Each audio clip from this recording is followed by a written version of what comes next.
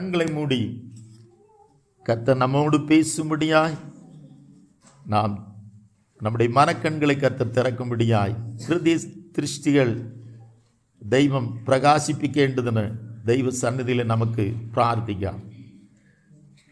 மகிமை மகத்துவம் உள்ள எங்கள் பரலோக தந்தையே பிதாவே, உம்முடைய மகிமை மகத்துவம் உள்ள இந்த சத்திய வேத புஸ்தகத்தில் உள்ள மகிமையான காரியங்களை நாங்கள் பார்க்கவும் அனுபவிக்கத்தக்கதாய் எங்களுடைய எல்லாருடைய மனக்கண்களையும் இயேசு கிறிஸ்துவின் நாமத்தில் பிரகாசமாய் திறந்தருளும் பிதாவே.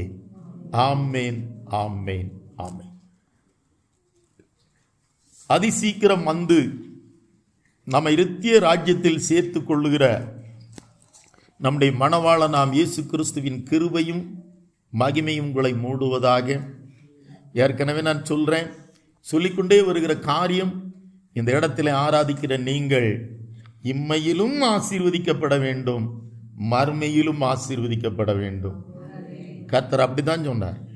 நீ போகும்போதும் ஆசீர்வதிக்கப்பட்டிருப்பாய், திரும்பும் போதும் வரும்போதும் ஆசீர்வதிக்கப்பட்டிருப்பாய்.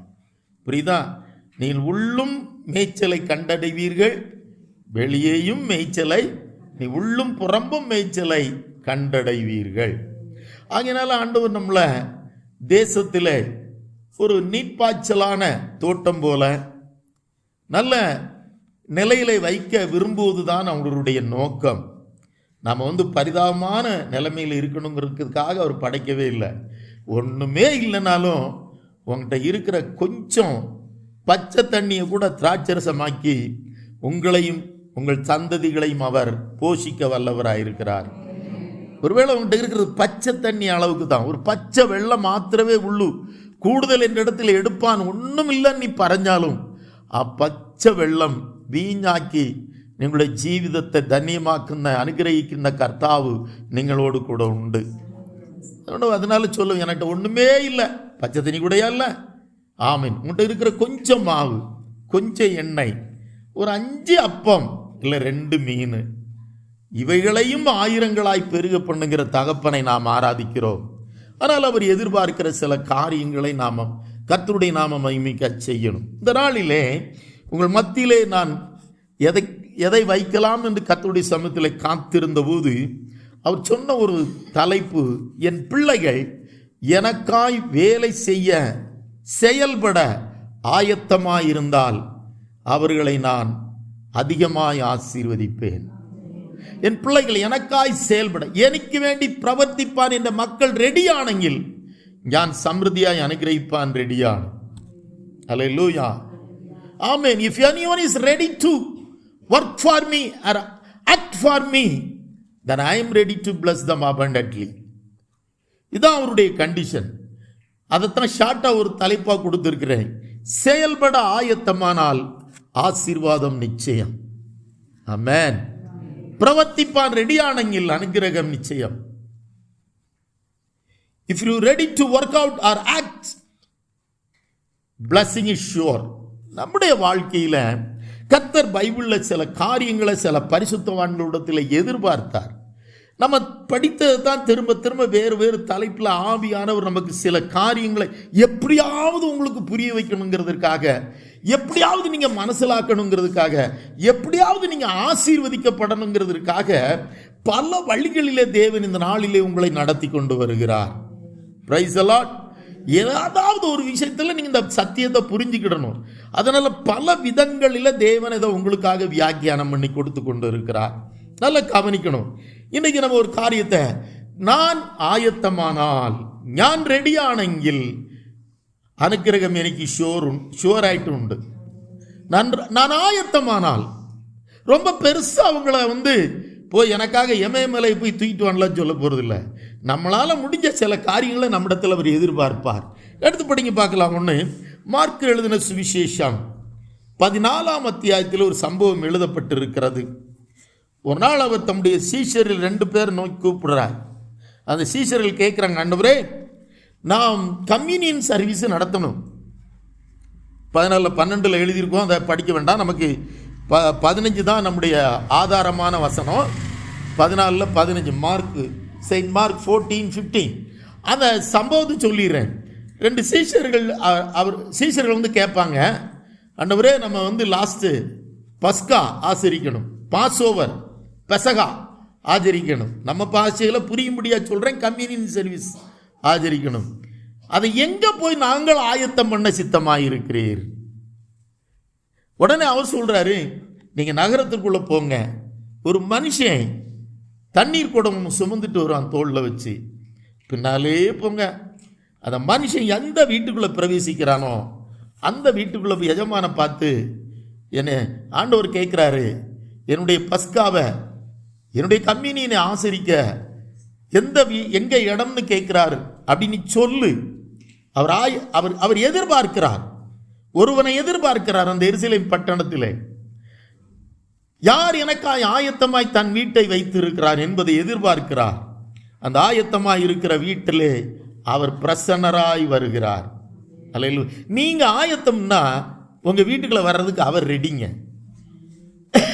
அவர் ஒரு ஆயத்தமான ஒரு வீட்டை காட்டுவார். இப்போ 15ஆம் வசனத்தை நம்ம வாசிக்கலாம். அவன் கம்பளம் முதலானவைகள் விரித்து ஆயத்தம் பண்ணப்பட்டிருக்கிற விஸ்தாரமான மேல் வீட்டறை உங்களுக்கு காண்பிப்பான், அங்கே நமக்காக ஆயத்தம் பண்ணுங்கள் என்று சொல்லி அனுப்பினார்.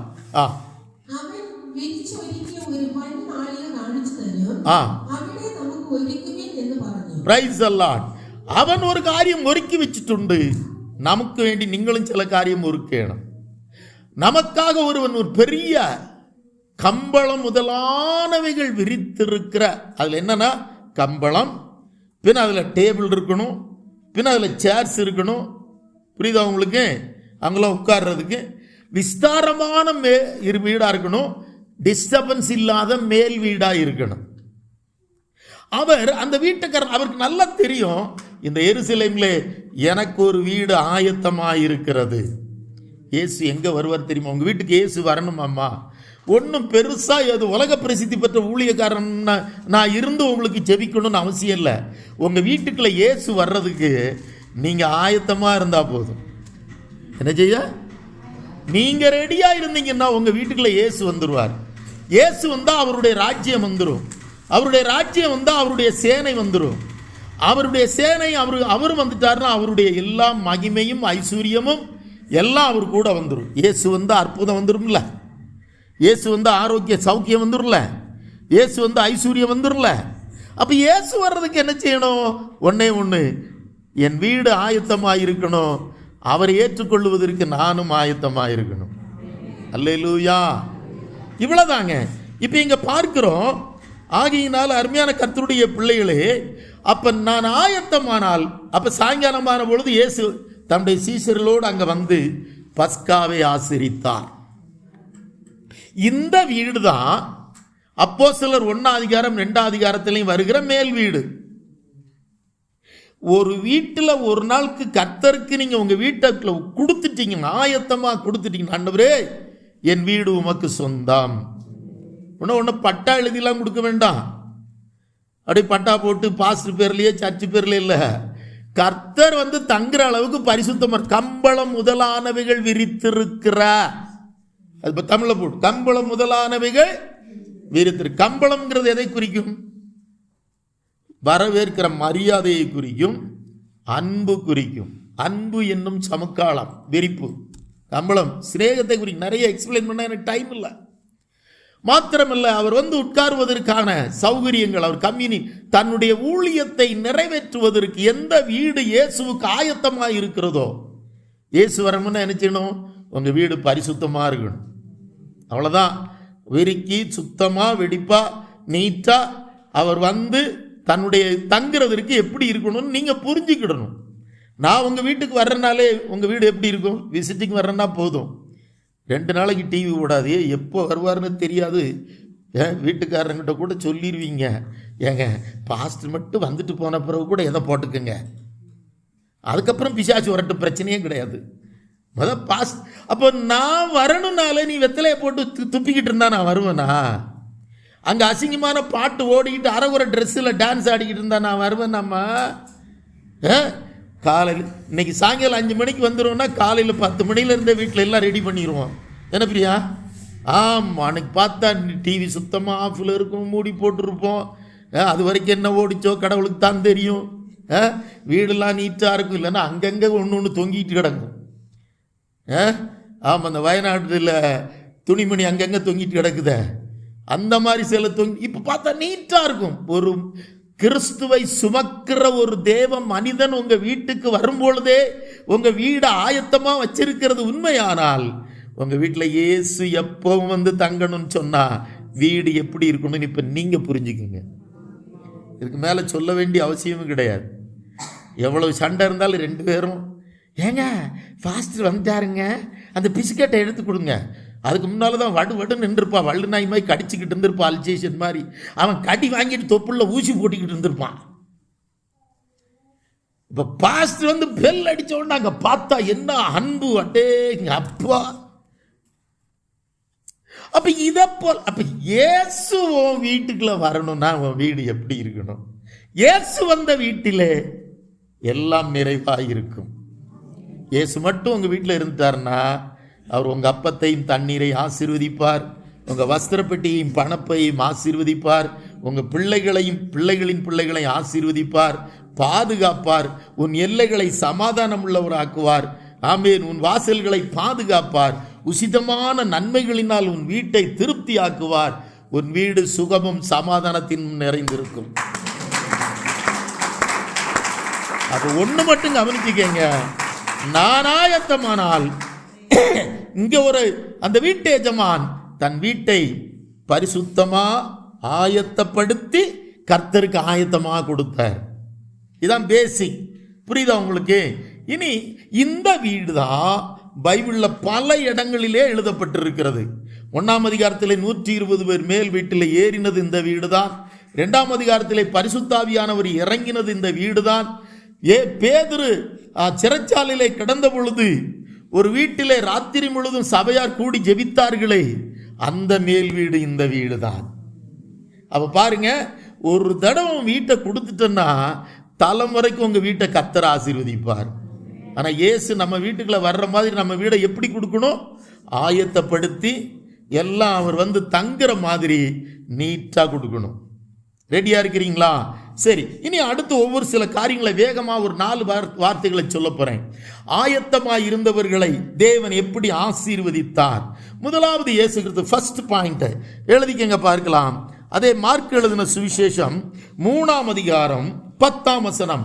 இங்க இதுல இருந்து 1-2 காரியங்களை நாம் தேவன் எதிர்பார்க்கிற மார்க் எழுதின சுவிசேஷம் 3ஆம் அதிகாரம் 10ஆம் வசனம்.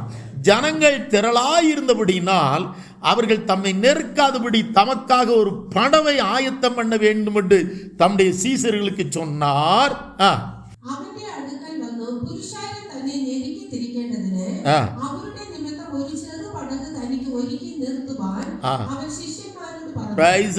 தேவன் எதிர்பார்க்கிற ஒரு சில காரியங்களை சொல்லி முடிக்கிறேன்.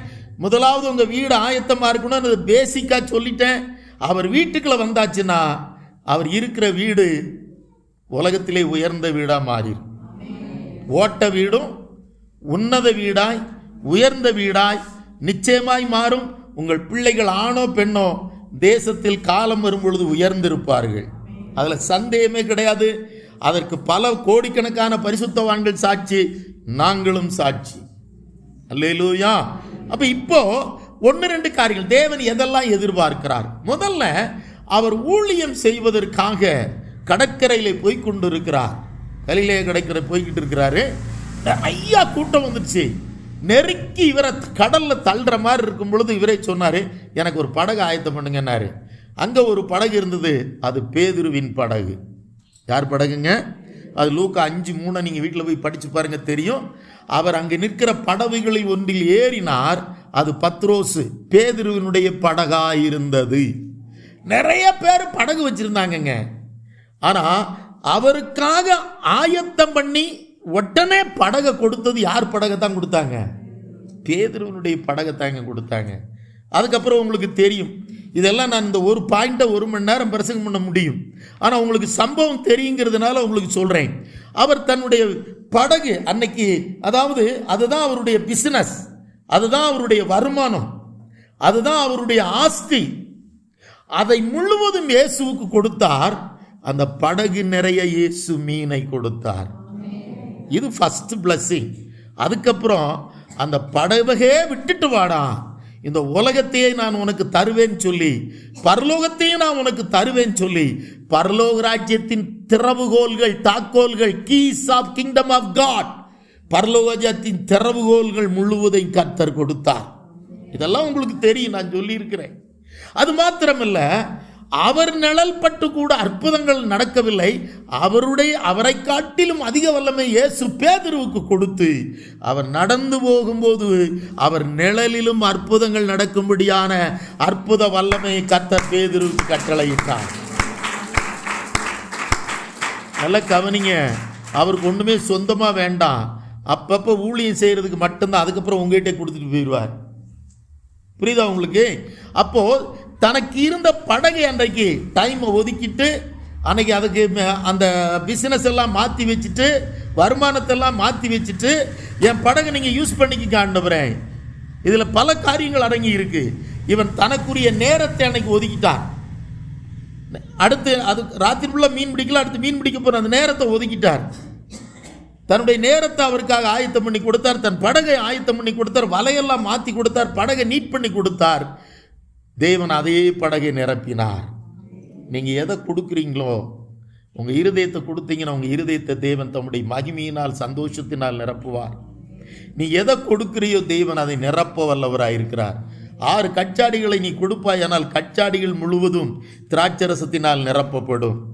ஒருவேளை கொஞ்சம் மாவு உள்ள கொஞ்சம் கலசத்தை, மாவு உள்ள கலயத்தை கொடுப்பாய், ஆனால் அந்த கலயம் முழுவதும் எண்ணெயினால் நிரம்பும். Praise the Lord. எதை, என் அருமையான கர்த்தருடைய பிள்ளைகளை, நீ ஆயத்தமானால், ஐயோ படகை கேட்கார இந்த ஆள் வாட்டில் கொண்டு போயிடுவாரோ, நமக்கு குடும்பம் முட்டியல, நமக்கு நிறைய நேரங்களில் இவ்வளவு நேரத்தை கொடுக்க முடியுமா? இந்த ஆள் மனுஷன் வந்து உட்கார்ந்தாருன்னா எவ்வளவு நேரம் பிரசங்கம் பண்ணுவாருன்னு தெரியல. அதுவரை நமக்கு எங்கே போக முடியாது? மீன் பிடிக்க போக முடியாது. எவ்வளவு நேரம் உட்காந்து அவர் பிரசங்கம் பண்ணாருன்னா சில நேரம் எத்தனை நாள் பண்ணுவார் தெரியுமா? 3 நாள் பிரசங்கம் பண்ணுவார். நீங்கள் என்ன செய்வீங்க? நான் கண்ணை முடிக்கிட்டே இருக்கும்போது நீங்கள் பாட்டில் அந்த ஆள் பண்ணிக்கிட்டு வாமா 6:15 வண்டி எப்படி? ஆமாம், கடைசியில் நான் 2 மணி நேரம், ஒருவேளை இந்த பிரசங்கத்தை 7 மணி வரைக்கும் கொண்டு போனோம்னா அதுக்கப்புறம் இங்கே நான் மட்டும்தான் என்ன செய்யணும்? நாங்கள் நின்றுட்டு. அப்போது நம்முடைய வாழ்க்கையில் அவர் எவ்வளோ நேரம் டைமிங்கே தெரியாது. அவர் டைமிங் சொல்லிட்டு ஆராதனை நடத்துகிறதே கிடையாது. அவர் ஆராதனை ஆரம்பித்தார்னா அவர் முடிக்கிற வரைக்கும் என்ன செய்யணும்? நீ காத்து தான் இருக்கணும். சர்மன் ஆரம்பித்தார்னா, பிரசங்கம் ஆரம்பித்தார்னா முடிகிற வரைக்கும் நீங்கள் என்ன செய்யணும்? ஒருவேளை பகல் 12 மணி நேரம் ஆகி, ராத்திரி 12 மணி நேரம் ஆகி, அதனால 12 மணி நேரம் ஆகி, அதுக்குள்ளே வீட்டிலேருந்து ஒரு 100 ஃபோன் வந்து, அப்புறம் இது ஃபயருக்கு ஃபோன் பண்ணி, அங்கே சர்ச்சுக்கு போனாங்க, அங்கே உருள் ஒட்டிச்சான்னு தெரியலன்னு சொல்லி, பள்ளிவாசலேருந்து காலனியிலேருந்தும் அங்கங்கே இருந்து இப்போ இங்கே கொஞ்ச நேரத்தில் ஒரு ராத்திரி 11 மணி வரைக்கும் போகலன்னா ஃபயர் சர்வீஸ் ஃபுல்லாக அங்கே தான் இருக்கும். Police department, fire service. அப்போது நம்முடைய வீட்டுக்காரங்களே நம்மளை தேடி வந்துடுவாங்க. பாருங்க, தேவன் எதிர்பார்க்கிறத டைமிங் வச்சுலாம் கொடுக்கக்கூடாதுங்க. ஆண்டவரே ஆராதிக்க நீர் இதை பிரசங்கம் பண்ண எவ்வளவு நேரம் எடுக்கணும் எடுத்துக்கங்க. டைம் வச்சு தேவனுக்கு எதையும் நம்ம கொடுக்கவே கூடாது. எதை அவர் எதிர்பார்க்கிறத அப்படியே நம்ம கொடுக்கும் பொழுது அவர் எப்படி நிறைவாய் நீங்கள் லிமிட் வச்சு கொடுத்தீங்கன்னா அவர் லிமிட் வச்சு தான் ஆசீர்வதிப்பார். பேதர் லிமிட் இல்லாமல் அப்படியே தூக்கி படகை கொடுத்தாரு. ஆகினால 2 படகு நிரம்புகிற மீனை ஒரு வலையில கொடுத்தார். புரியுதா உங்களுக்கு? 2 படகு நிரம்புகிற மீனை ஒரு படகுல கொடுத்தார், ஒரு வலையில கொடுத்தார். எவ்வளோ அற்புதமான தேவன். நம்ம அங்கேருந்து வரும்போதே கரெக்டாக பார்த்துக்க, என்ன லாஸ்ட்டு செவத்திலே சிப்பெல்லாம் போட்டு வச்சு பையில் எடுத்து வை. அவர் ஆமேன்கிற போது நம்ம என்ன, அவர் ஆமேன் உருள் புட்டல் பிரைஸ் எல்லாம். இந்த 2வது சவுண்டு கேச்சுன்னா ஓடிடணும் பிரியா, சோத்திரம். இது முதல் சவுண்டு, பிரைஸ் எல்லாம்.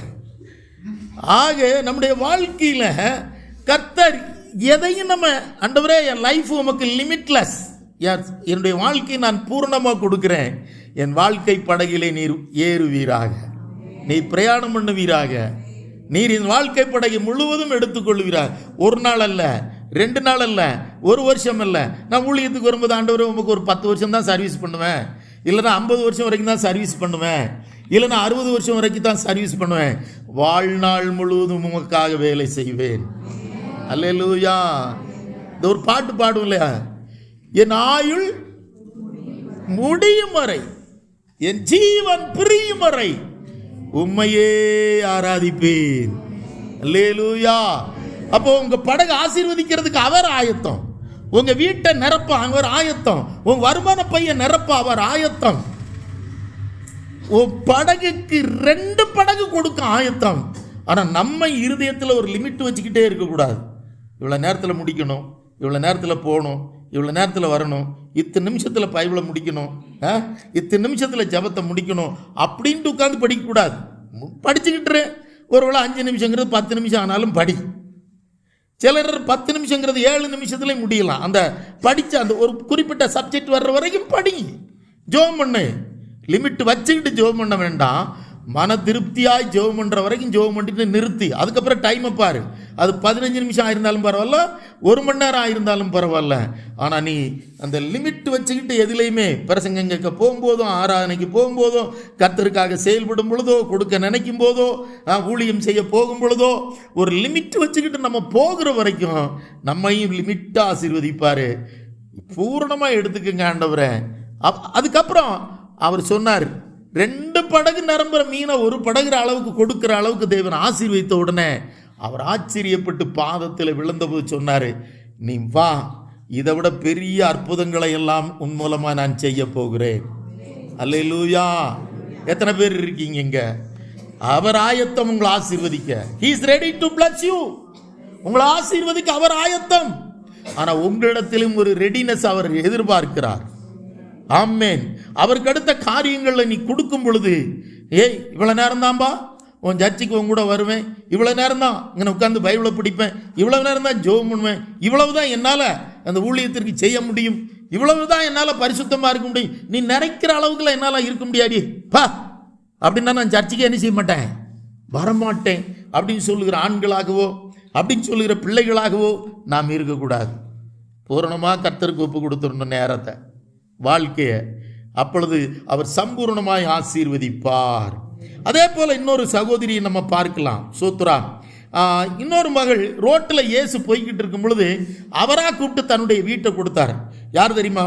லூக்கா எழுதின சுவிசேஷம் 10ஆம் அதிகாரம் 38ஆம் வசனத்தில் ஒரு அந்த வீடு மார்த்தாள் மரியாள் என்பவருடைய வீடு. லூக்கோஸின் புஸ்தகம் 10:38. ஒரு நாள் இயேசு கிறிஸ்து அங்கே போய்கிட்டு அந்த பெத்தானியாங்கிற கிராமத்தில் நடந்து போய்கிட்டு இருக்கும்போது அங்கே மார்த்தாள் என்னப்பட்ட, லூக்கா 10:38, அங்கே மார்த்தாள் என்னப்பட்ட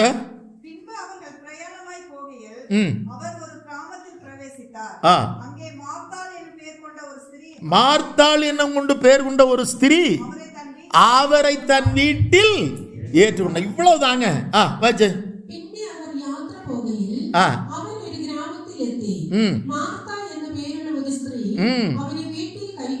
வேற ஒன்னும் செய்யல. இயேசு அவர் வாட்டில் போறார். ஆனா அந்த மார்த்தாளுக்கு ஒண்ணு புரிஞ்சுது, இந்த இயேசு என் வீட்டுக்கு அழைத்து செல்ல நான் ஆயத்தம், நான் ரெடியான. ഇവിടെ നടന്നു പോകുന്ന ഈ യേശു എൻ്റെ വീട്ടിൽ വരുമെങ്കിൽ, ഈ പുള്ളി വന്നാൽ, ഈ ദൈവം ഈ വ്യക്തി എൻ്റെ വീട്ടിൽ കാൽ വെച്ചാൽ എൻ്റെ വീട് അനുഗ്രഹിക്കപ്പെടും എന്നുള്ളത് അവൾക്ക് അറിയാമായിരുന്നു. Praise the Lord. அவங்க அப்பா அம்மா இல்லாத ஒரு குடும்பம், 3 பேர், மார்த்தாள், மரியாள், அவருடைய சகோதரன் யாருங்க? லாசரு. இன்னைக்கும் பைபிளிலே அந்த 3 பேரும் பிரசித்தி பெற்ற ஊழியர்களாய், பிஷப்புகளாய் கர்த்தர் மாற்றினார். அது மாத்திரமல்ல, வீட்டில் ஏற்றுக்கொண்டால் அதிலிருந்து என்ன செய்யும்னா, இயேசு கிறிஸ்து பெத்தானியா கிராமத்துக்கு வரும்போதெல்லாம் யார் வீட்டில் தான் தங்குவார்? மார்த்தாள் வீட்டில் தான் தங்குவார்.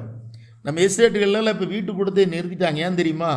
எப்போ வந்தாலும் என் வீட்டிலேயே தங்குறாரு, ஒருத்தரும் கூப்பிட மாட்டேங்கிறாங்கன்னு சொல்லிட்டே வீட்டை நிறுத்திட்டாங்க. எப்போ வந்தாலும் பாஸ்டருக்கு எங்கே தான் படுக்க போட வேண்டியிருக்கு, என் வீட்டிலேயே தான் படுக்க போடணும், நாங்கள் தான் சோறு கொடுக்கணும் அப்படின்னு சொல்லிட்டே நிறுத்திட்டாங்கயா. அவர் பார்க்கார், நாங்கள் அதனால தான் கூப்பிடவே இல்லை. அந்த ஆளாக வருஷத்துக்கு ஒரு இடம் வருவார், அப்பவும் நான் இருக்க மாட்டேன். அவர் வாட்டில் வருவார், சேவ் பண்ணிட்டு போவார். Very good, god bless you. அப்போ ஆனால் இப்படி பயந்த நிறைய பேர் வீட்டு கூட்டத்தை நிறுத்திட்டாங்க. ஹவுஸ் செல்ஃப் ப்ரேயர்லாம் போயிடுச்சு. இப்போ யாரும் கூப்பிடுறதில்ல. கூப்பிட்டா வாரேன்னு நானும் பள்ளிவாசல்ல அறிவுக்காட்டில் அங்கே எங்கெல்லாம் சொல்லி பார்த்துட்டேன். ஒருத்தரும் கூப்பிட வழியில் சோத்துரா. ஏன்னா தங்கிட்டாருன்னு என்ன பண்ண, இவர் மாத்திரம் தங்க மாட்டார். இவர் கூட வந்தவங்களுக்குலாம் என்ன கொடுக்கணும்? ஆமாம், இந்த ஆள் மட்டும் வந்தால் பரவாயில்ல. வந்தால் ஒரு 4-5 பேர் இந்த இவர் என்ன செஞ்சிடறாரு, கூட்டிகிட்டு வந்துடுற. ஒரு வாரம் ரேஷன் எனக்கு என்ன செய்யுது, நாங்கள் வாங்கி வச்சுருந்து 1/2 கிலோ தக்காளியும் 6 முட்டையும். இந்த ஒரே நாளில் வந்து 6 பேருக்கும் ஆம்லேட்டை போட்டு கொடுக்குனாரு. போச்சு, 6 முட்டையும் போச்சு. ஆக இப்படி நம்ம சில காரியங்களிலே தேவ சமூகத்தில் இன்னைக்கு சோர்ந்து போனாங்க மக்கள். பழைய காலத்தில் உள்ள இந்த உற்சாகம், வீட்டு கூட்டம், ஹவுஸ் ப்ரேயர் வைக்கணும், வாங்க போ இருங்க வைங்க எல்லாம் கூட்டுவாங்க அப்படிங்கிறதெல்லாம் ஒருத்தர் இன்னைக்கெல்லாம் அப்போ எதிர்பார்க்கிறதே கிடையாது. அப்பாடே வராமல் இருந்தால் நிம்மதி, வந்து விசிட்டிங் பண்ணிட்டு போயிட்டாருன்னா போதும். Praise the Lord. அப்போ மார்த்தாள் என்ன செய்யறான்னா, அன்னைக்கு ஏற்றுக்கொண்டவள் தான் அந்த வீடு பெர்மனண்டா அவருக்கு சொந்தமாச்சு. வரும்போதெல்லாம் எங்கே தான் தங்குவார். சில நேரம் அவருக்கு காலையில் டிஃபன் கொடுத்து விட முடியாது. அப்படி ஒரு நாள் பசியாக போகும்போது தான் அத்திமரத்தை பார்த்தார். இவங்க வீட்டுக்கு வந்துட்டு போகும்போது தான். புரியுதா உங்களுக்கு? ஆனால் அவருக்கு அந்த வீடு கொடுத்ததுனால மரித்த லாசரு 4 நாள் கழிந்து உயிரோடு எழுப்ப பெற்றார். அல்லேலூயா. அந்த குடும்பத்தை சரித்திரம் சொல்லுகிறது. மார்த்தாளும் மரியாளும் லாசருவும் மிகப்பெரிய ஊழியங்களை அந்த நாட்களிலே செய்து பல சபைகளை ஸ்தாபித்து அப்போஸ்தலராக செயல்பட்டார்களாம். பரலோகத்திற்கு போன ஒரு மேலான இடத்திலே அவர்கள் 3 பேரை நாமும் பார்க்க முடியும். ஒரு அநாத குடும்பங்க, ஒரு அநாத குடும்பம் இயேசுவுக்கு வீட்டை கொடுத்ததுனால உலக பிரசித்தி பெற்ற குடும்பமா இன்னைக்கும் அந்த மகளை பற்றி நாம் பிரசங்கம் பண்றோம். பார்த்தீங்களா? நீங்க கேட்குறீங்க பார்த்தீங்களா? 2000 வருஷத்துக்கு முன்னால வாழ்ந்த ஒரு குடும்பத்தை இன்னைக்கும் நம்ம கேட்குறோன்னா அதற்கு காரணம் ரோட்டில் போய் கொண்டிருந்த இயேசுவையும் சீஷர்களையும் எந்த செலவையும் பாராதபடி, ஐயோ இவங்க வந்தால் இவ்வளோலாம் உபசரிக்கணுமே, இவங்க வந்து தங்குறா இவ்வளோ ஆகுமே, எவ்வளவு நேரம் ஆகும்னு தெரியாது, எவ்வளவு பணம் ஆகும்னு தெரியாது, இவ்வளோ பேருக்கும் சோறு போடணுமே. அந்த நாட்களில் 3 பேருக்கு 3 படி மாவில் அப்பஞ்சு விட்டாங்களாம். ஆபிரகாம் வீட்டுக்கு ஒரு நாள் எத்தனை பேர் வந்தாங்க? 3 பேர் வந்து ஒரு கண்ணுக்குட்டியும் 3 படி மாவையும் தின்ட்டு போயிட்டான். அப்போ 12 பேருக்கு எத்தனை கண்ணுக்குட்டி வேணும்? ஐயோ போச்சு. ஒரு ஆள் 6 முட்டை கேட்டாருன்னா 5 பேருக்கு எத்தனை முட்டை கொடுக்கணும் ஒரு நாளைக்கு? நீ சத்தியமா அந்த வீட்டு கூட்டமே வேண்டாயா, நாங்கள் சர்ச்சில் வந்து உங்களை பார்த்துக்கிறோம், இது எதுக்கு எங்கள் வீட்டுக்கு நீங்கள் வந்து சோத்ரா. அப்போ 3 பேர் வந்ததே 3 படி மாவும் ஒரு கண்ணுக்குட்டி எடுத்து அறுக்க சொல்கிறாரு. அந்த 3 பேருக்கு முன்னால் அதை வைக்கிறாங்க, சாப்பிட்டுட்டு போனாங்களாம். பிள்ளைகளே, நீங்கள் என்ன செய்தாலும் தேவன் அதை கணக்கு வைத்து இருக்கிறார். முடி என்ன செஞ்சிருக்காரு? கணக்கு வைக்கிறார். கண்ணீர் என்ன செய்யறாரு? கணக்கு வைக்கிறார். பச்சை தண்ணி என்ன செய்யறாரு? கணக்கு வைக்கிறார். உன் நடைய என்ன செய்யறாரு? கணக்கு வைக்கிறார். உன் வார்த்தை என்ன செய்கிறாரு? கணக்கு வைக்கிறார். எல்லாம் கணக்கு வைக்கிற தேவன் அவருடைய ஊழியத்திற்காய் நீங்கள் படுகிற அன்புள்ள பிரயாசத்தை மறந்து விடுவதற்கு அவர் அநீதி உள்ள தேவனே அல்ல. ஹல்லேலூயா, ஹல்லேலூயா. ஆகையினால நாம் ஆயத்தமாயிருந்தால் இந்த உலகத்திலே உயர்ந்த இடத்திலே இருப்போம். ஒரு நாள் பரலோகத்தில் ஒரு காரியம் நடந்தது. இயேசு கிறிஸ்து பூமிக்கு வரணும். பூமிக்கு வரணுங்கும் போது அவருக்கு ஒரு சரீரம் தேவைப்பட்டது. உடனே பூமியில் அங்கு பார்க்கும் பொழுது யார் ஆயத்தம் தன் சரீரத்தை கொடுக்க? எந்த ஒரு கன்னிகையின் சரீரம் ஆயத்தப்பட்டது. அங்கே எபிரேயருக்கு எழுதின நிருபம் 10ஆம் அதிகாரம் 5ஆம் வசனம். எபிரேயருக்கு எழுதிய லேகனம் 10:5 படிச்சீங்கன்னா, அவள் தன் சரீரத்தை ஒருத்தி கொடுக்க ஒரு கற்புள்ள கன்னிகையாகிய மரியாள் தன் அவமானத்தின் மத்தியிலும் அவர் உலகத்தில் பிரவேசிக்கும் போது பலியும் காணிக்கையும் நீர் விரும்பவில்லை, ஒரு சரீரத்தை எனக்கு ஆயத்தம் பண்ணினீர். ஆகையால் லோகத்தில் வரும்போது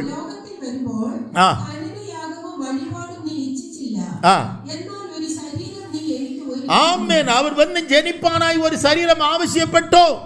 அது ஆராயிருந்தோ? லூக்கா 1:38 படிங்க. ஒரு நாள் காபிரியேல் தூதன் பெத்லெஹேமில் பக்கத்தில் ஒரு ஊரில், நாசரேத் ஊரில் போய் ஒரு கன்னிகையின் இடத்துல போய் காபிரியேல் தூதன் பேசும் பொழுது அவ ஃபர்ஸ்ட் சாக்கு போக்கு சொன்ன மரியாள் அடுத்து 38ஆம் வசனத்தில் சொல்றா.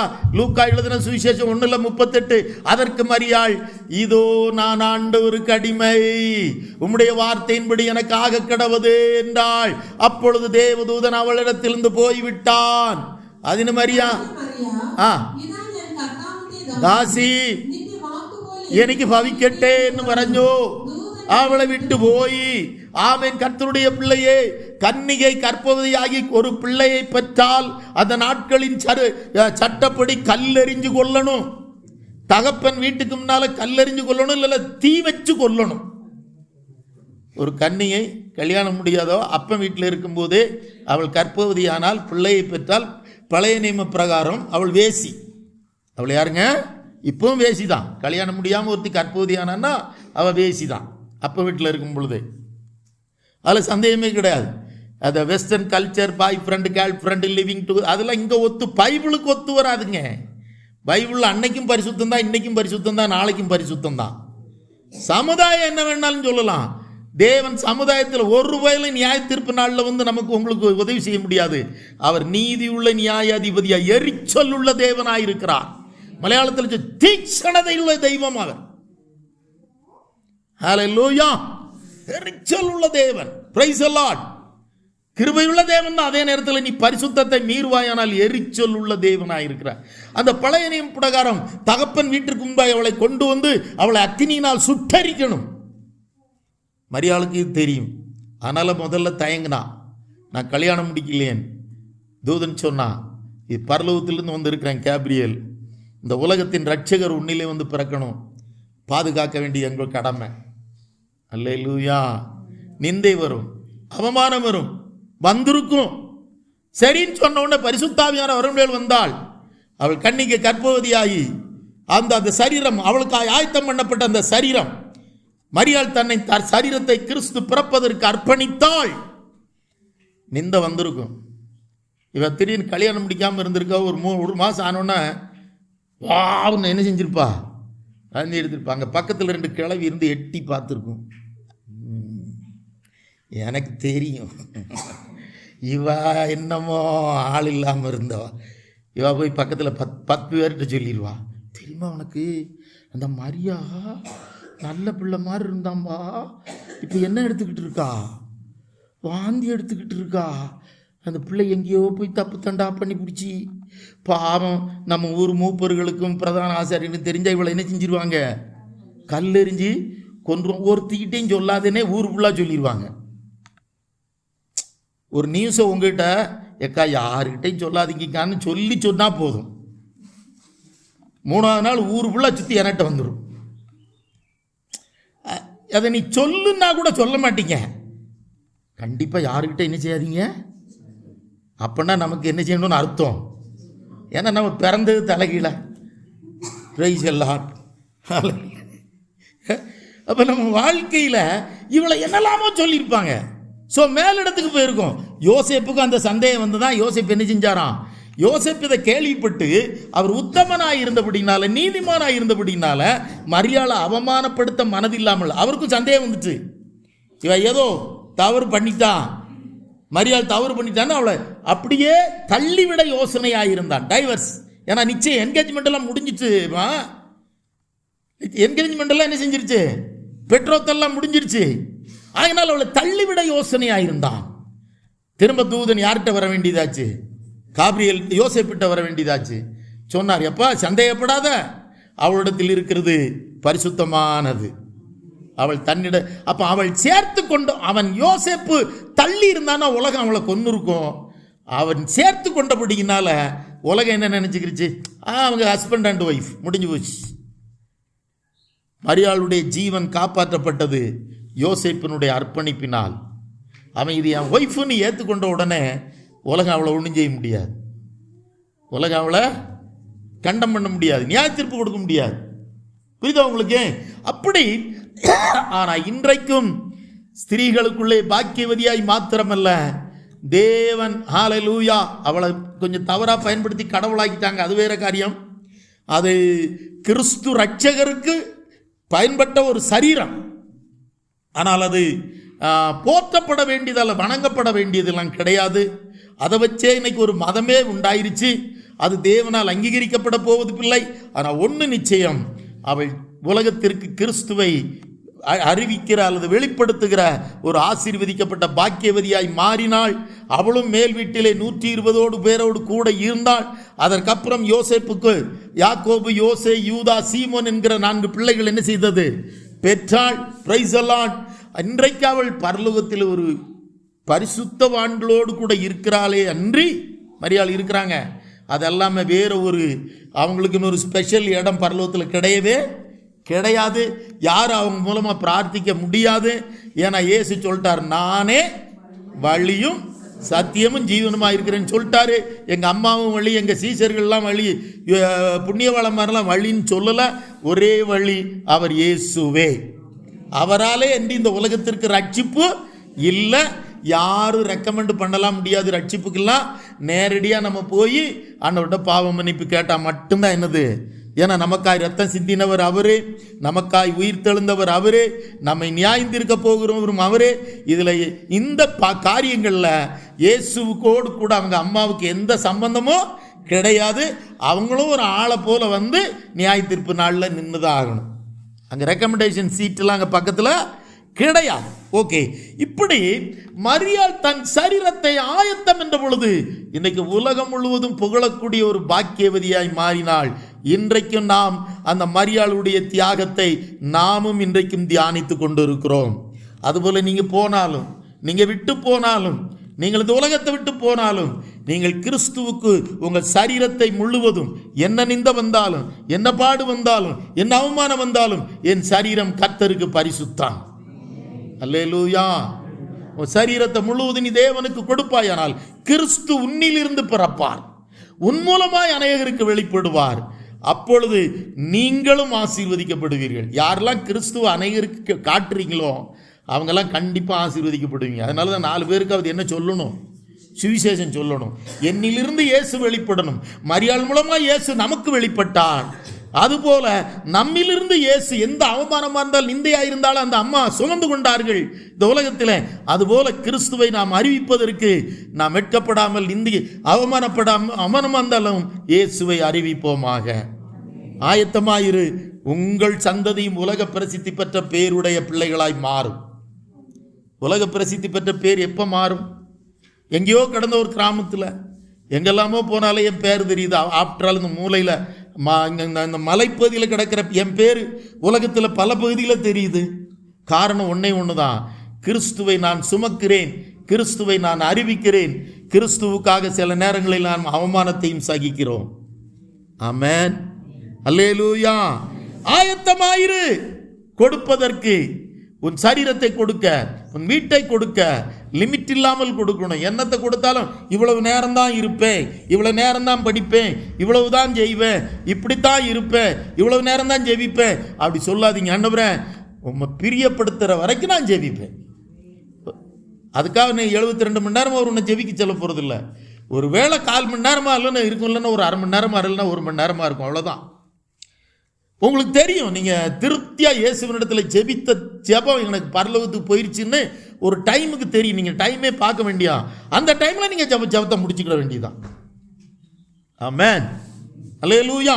அடுத்து நாம் ஆயத்தமாக இருப்போமானால், இப்போ நிறைய காரியங்கள் இருக்குங்க. இப்போ டைம் போய்கிட்டே இருக்கு.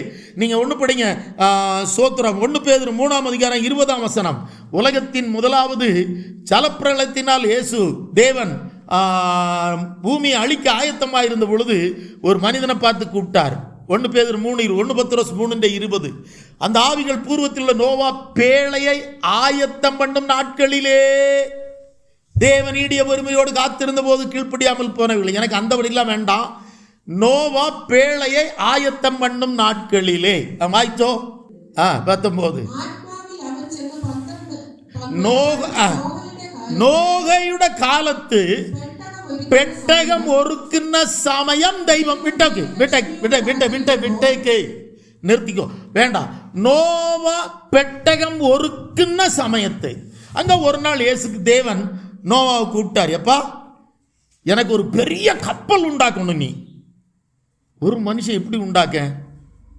எவ்வளவு நீளம் சொல்லியிருக்கேன்? ஏகதேசம் நம்ம கணக்குக்கு 450 அடி நீளம் வரும்னு நினைக்கிறேன். 300 முழம், அப்போ 450 அடி ஃபீட் நீளம். ஏகதேசம் 75 அடி உயரமாக இருக்கும். 75 அடி அந்த சைஸை பார்த்தீங்கன்னா தெரியும்.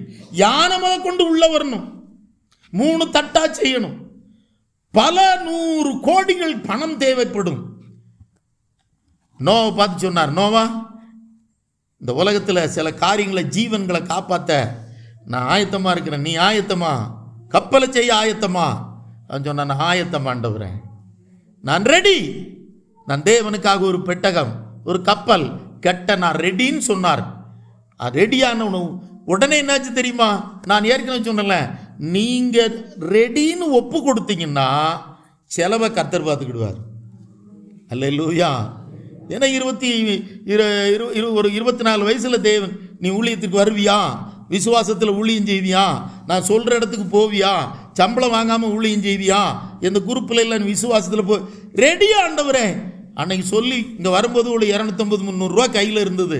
யாரும் தெரியாது, இனத்தில் ஒட்டுனதும் கிடையாது, ஜனத்தில் ஒட்டுனதும் கிடையாது, ஊரே எங்கே இருக்குன்னு தெரியாது.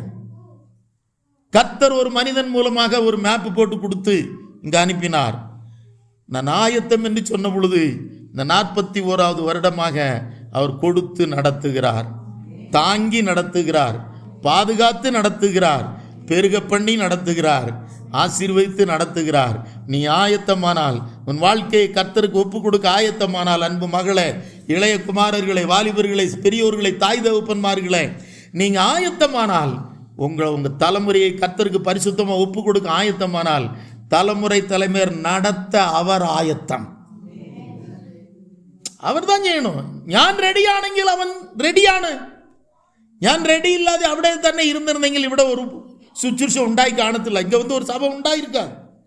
இந்த கட்டடம் அவர் கட்டினது, இடம் அவர் கொடுக்கிறது, ரட்சிப்பு உங்களுக்கு அவர் கொடுத்தது, பணம் அவர் உங்க மூலமா கொடுக்கிறது, எல்லாமே அவர் கொடுப்பது. நான் என்ன செஞ்சேன்? ஒரு கருவியா, ஒரு இன்ஸ்ட்ருமெண்ட்டு. ஆண்டவரே, நான் ஆயத்தம், உடைய ஊழியத்திற்கு நான் ஆயத்தம். ஒரு மனுஷன் தென்னிந்தியாவிலிருந்து அகசின் ஜெவகுமார் வட இந்தியாவுக்கு போனாங்க. அவர் ஆயத்தம் என்று சொன்ன போடும்போது இன்றைக்கு 100க்கு ஆயிரக்கணக்கான மிஷினரிகளை போஷிப்பதற்கும், 100கணக்கான பள்ளிக்கூடங்களை நடத்துவதற்கும், 100கணக்கான சபைகளை கட்டுவதற்கும் தேவன் அவருக்கு கொடுத்து கொண்டு இருக்கிறார். கர்த்தருக்கு நீ ஆயத்தம்னா உன் வாழ்க்கையை கர்த்தர் ஆசீர்வதிப்பார்.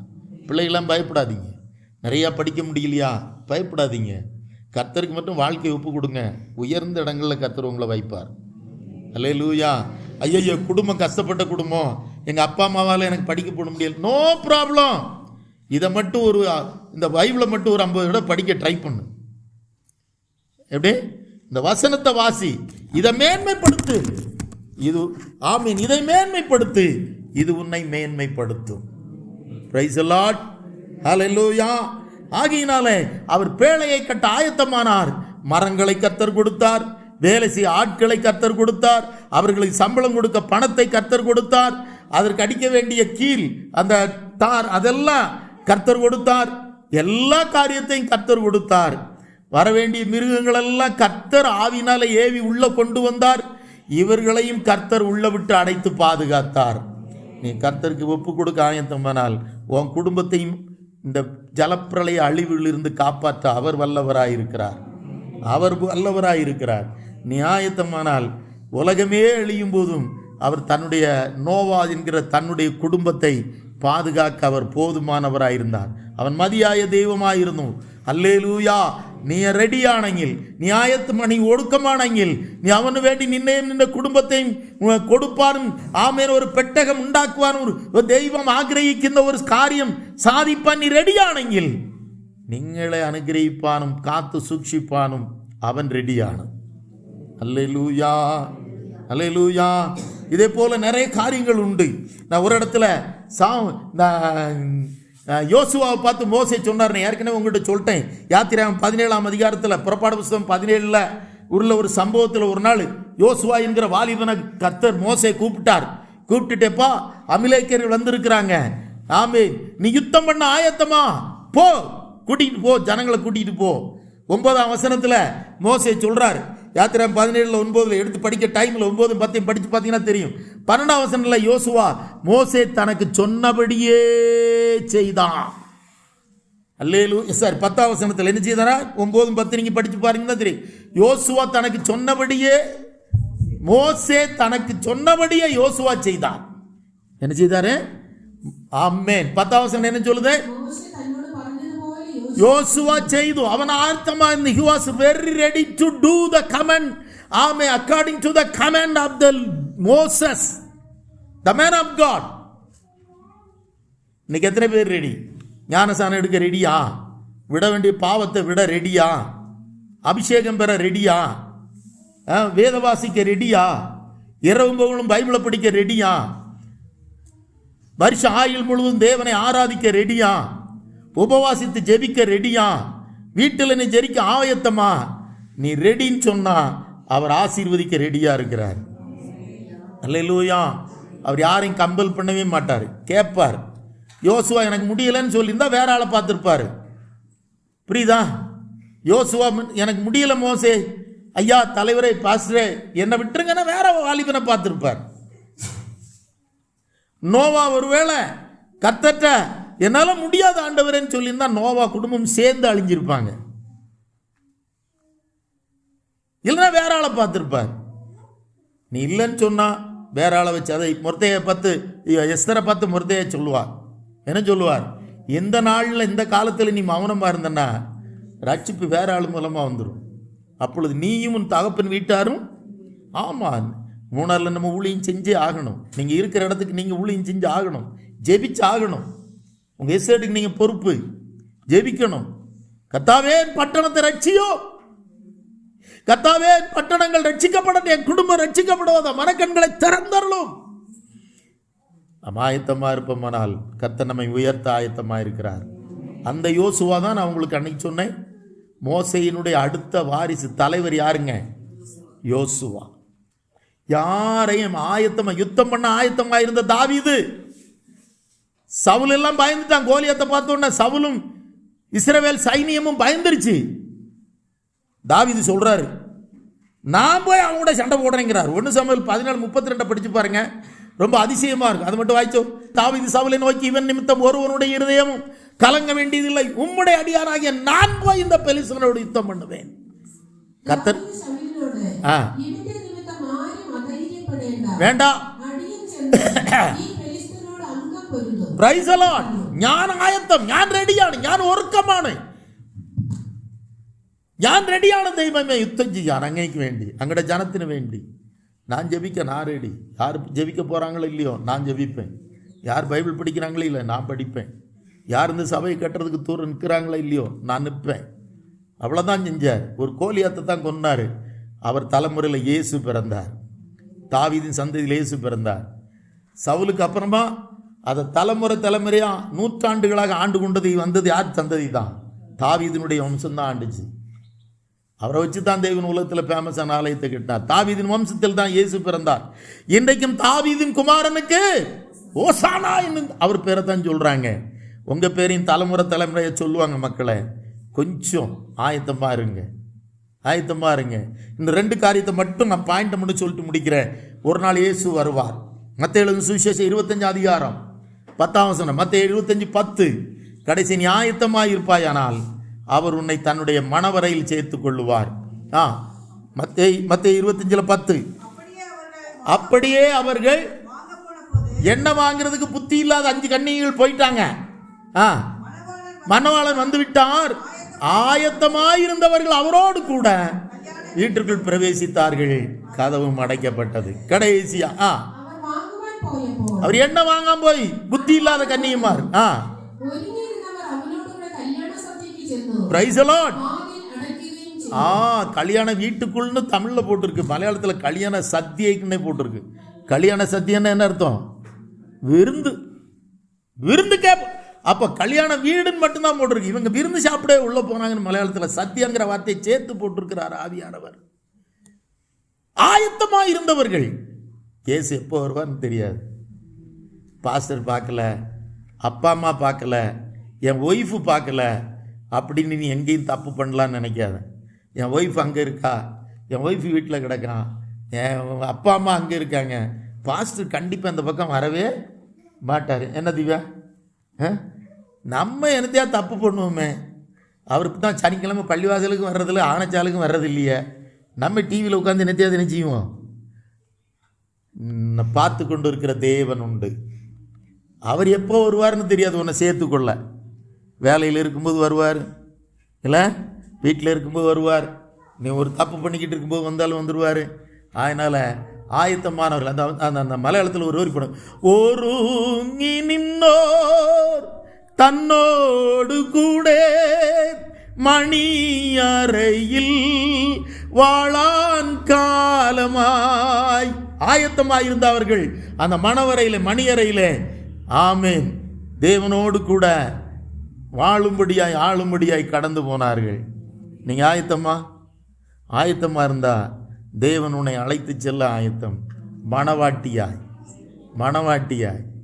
ஒரு பெண்ணுக்கு அதிக சந்தோஷத்தை கொடுக்கிற, உலகமே அதிகமாக மதிக்கிற ஒரு நாள் என்னதுமா? அன்னைக்கு மாத்திரம் உங்களை நடக்க விட மாட்டாங்க, உங்களை தொடச்சி விடுவாங்க, சட்டிவான கழுவு விட மாட்டாங்க.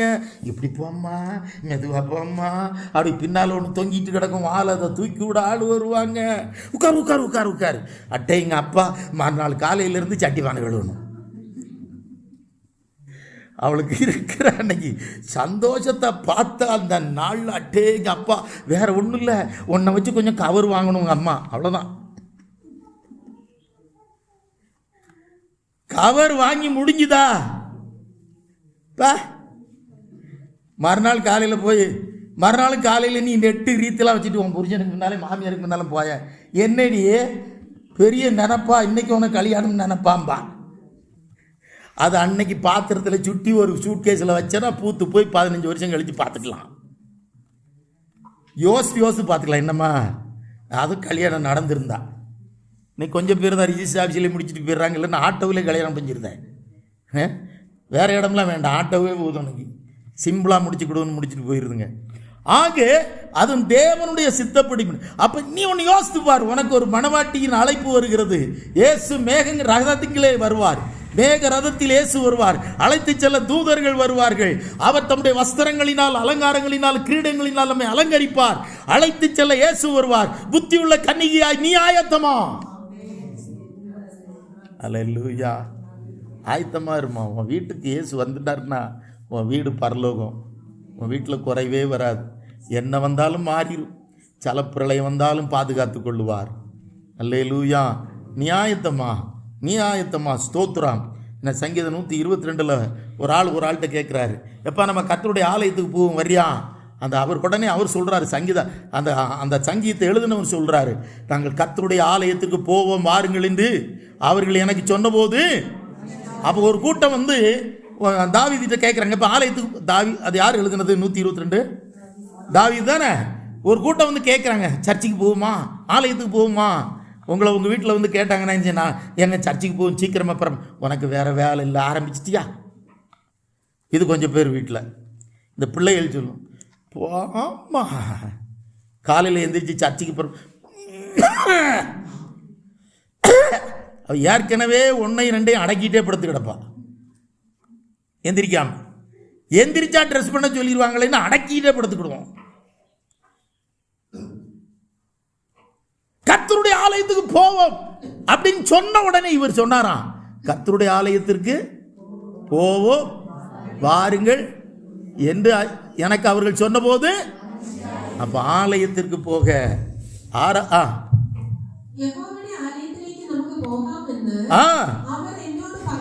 പറഞ്ഞപ്പോൾ ஆயத்தம் ഒരുങ്ങി இருந்தோம். ஆராதனை நமக்கு என்ன வரணும்? சந்தோஷம் வரணும். நீ ஆராதிக்க ஆயத்தமாக இருந்து பார். ஆலயத்தில் தேவனை தேட ஆயத்தமாயிரு. என் ஆலயத்தில் ஏராளமான திருப்தி உண்டு. அவர் ஆலயத்தில் உள்ள சம்பூரணத்தில் அவனை திருப்தி ஆக்குவார். அருமையான கர்த்தருடைய பிள்ளையே, யுத்தம் செய்ய ஆயத்தம். வீடை தேவனுடைய ஊழியத்திற்காய் கூட்டங்களை நடத்த கொடுக்க ஆயத்தமான மார்த்தாள் மரியாள், தன் வீட்டை பந்திக்காய் கொடுத்த அந்த மார்க்கு என்கிற யோவான், மேலறையை கொடுத்த யோவான், தன் போட்டையே தேவனுடைய ஊழியத்திற்காய் நேரத்தையும் காலத்தையும் போட்டையும் கொடுத்த பேதுரு, பிரைஸ் தி லார்ட், யுத்தத்திற்கு தன்னையே கொடுத்த யோசுவா, கோலியாத்தை கொல்லுவதற்கு தன் ஜீவனையே பணை வைத்த தாவீது, பெரிய கப்பலை கட்டுவதற்கு ஒருவனாய் கட்டுவதற்கு தன்னையும் தன் குடும்பத்தையும் ஒப்பு கொடுத்த நோவா, ஒருவரும் வெட்கப்பட்டதில்லை. எல்லாரும் உலக பிரசித்தி பெற்றவர்களாய் மாறினார்கள். நோவாவை இன்னைக்கு 5000 வருஷமா நம்ம யோசித்துக்கிட்டு இருக்கிறோம். எத்தனை வருஷம் ஆயிடுச்சு நோவா செத்து? ஆமாம், ஒரு 10 வருஷத்துக்கு முன்னால் நம்ம ஆக்சிடென்ட்ல செத்த 4 பேரை நமக்கு தெரியுமா? நம்மளை நூற்றுக்கணக்கான வருடங்களாக வறுமை தாமதிக்குமானால், நினைக்கிற பாத்திரங்களாக இருக்க வேண்டுமானால், கர்த்தர் எதிர்பார்க்கிற சில ஆயத்தத்தோடு வாழ கர்த்தர் நமக்கு கிருபை தருவாராக. சர்ச்சுக்கு போகும்னு சொன்ன உடனே எப்படி இருக்கணுமா? சந்தோஷமா ஆயத்தமாக இருக்கணும். ஆயத்தமாக இருக்கணும். அடுத்தவங்களை கூப்பிடவும் ஆயத்தமாக இருக்கணும். நாமும் வர ஆயத்தமாக இருக்கணும். மகிழ்ச்சியாக ஆராதியுங்கள், நிச்சயமாய் ஆசீர்வதிக்கப்படுவீர்கள். வீடை கொடுங்கள், நிச்சயமாக உங்கள் வீடும் அதன் எல்லைகளும் பிள்ளைகளும் வருமானங்களும் அதில் உள்ள அனைத்தும் ஆசீர்வதிக்கப்படும். போட்டை, நேரத்தை, வேலையை கொடுங்கள், உங்கள் வேலை ஆசீர்வதிக்கப்படும், உங்கள் வருமானங்கள் பெருகும். ஒரு போட்டை கொஞ்ச நேரத்துக்கு கொடுத்ததுக்கே 2 போட்டு நிறைய மீனை கொடுக்க முடியுமானால், 5 அப்பத்தை 2 மீனையும் கொடுத்ததற்கு 25,000 பேர் சாப்பிட்டது 12 கூட கொடுக்க முடியுமானால், உனக்கும் எனக்கும் நிறைவாய் கொடுக்கிற கர்த்தர் இன்றும் நம்மோடு இருக்கிறார். கர்த்தர் இந்த வார்த்தைகளின்படி உங்களை அபரித விதமாய் ஆசீர்வதிப்பாராக. ஆயத்தமாயிருக்க ஆவியானவர் கிருபை தருவாராக. ஆமீன். நீங்கள் எப்பொழுது ஒருங்கி இருப்பான். பரிசுத்த ஆத்மாவை நீங்களை சகாயிக்கட்டே. ஆமீன். கர்த்தாவது நீங்களை 100 ரெட்டி அனுகிரகிக்குமாறாகட்டேன்.